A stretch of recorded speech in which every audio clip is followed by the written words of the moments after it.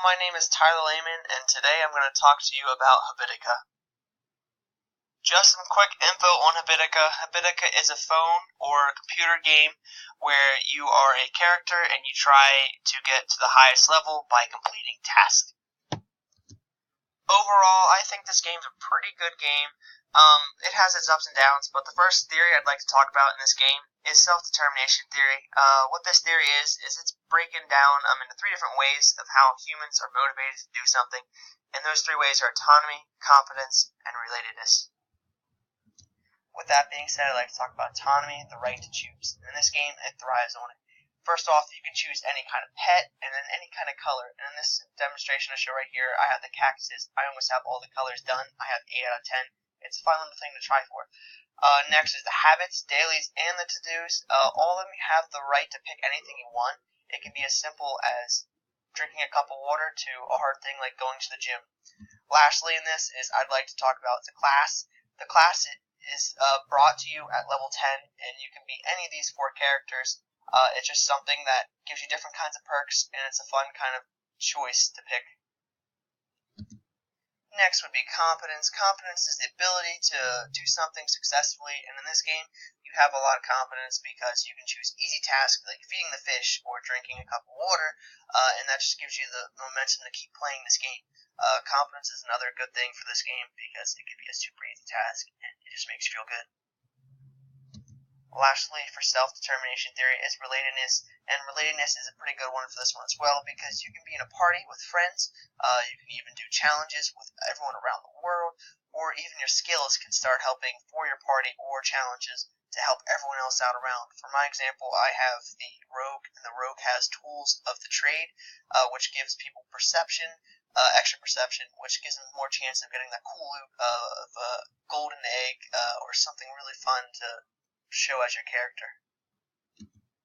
With this being said, I'd like to next talk about immersion and flow. Immersion is when you feel like you're in the game. It's your world now. While flow is more like you're completely involved. You're like focused in the state. The best thing for that, and for me, I don't think they're really pushed in for this game. I never really thought I was immersed or in with the flow because you just click the one button and you know you complete the task and then you're on to the next task, but you put your phone down, put the game down, and you start working on that next task. This game's more thrive just for you to be out in this world instead of like being immersed in a video game. With that being said, the flow thing, it's not really flowish because, again, you're just clicking the button. I wish they had more of like a tutorial as well so they could actually teach you more how to do it. The only way you really know how to do it is you go on a wiki to find Habitica, and I'd rather not have done that. I'd rather have just got a tutorial and went through a painstaking 2 minutes of learning instead of looking it up. Lastly, I'd like to talk about cheating. In this game, there is cheating. There's no way around it. There's always cheating, mostly for any kind of game.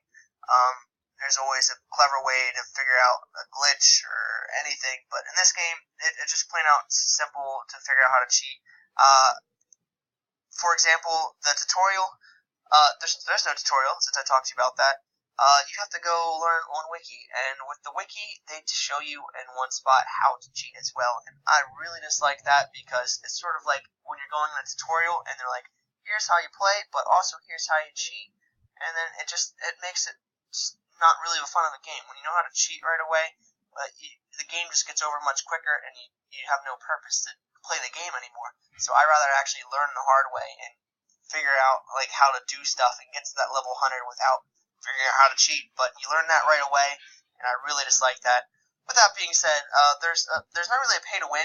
If there is a pay to win, it's more of just like, hey, a pay to win. You can spend money in the game to get like maybe the armor right away, but the armor, you get that pretty soon after you level up to your character. Like, I remember it didn't take me long, like 5 levels to get to mostly my max armor already, so there wasn't much for that either. Just the main thing for this cheating is there's just way too much autonomy. It gives you the right to put whatever you want down, and if you want to just get to level 100, you can just do the simplest, easiest task. You even just say, I'm just breathing for today. A task for habits, just click it every like 2 minutes if you really wanted to, and I think that would work. This is just the one main thing I didn't like about this game. But overall, it's a pretty good game, just a little way too much autonomy. That really struck the game down for me.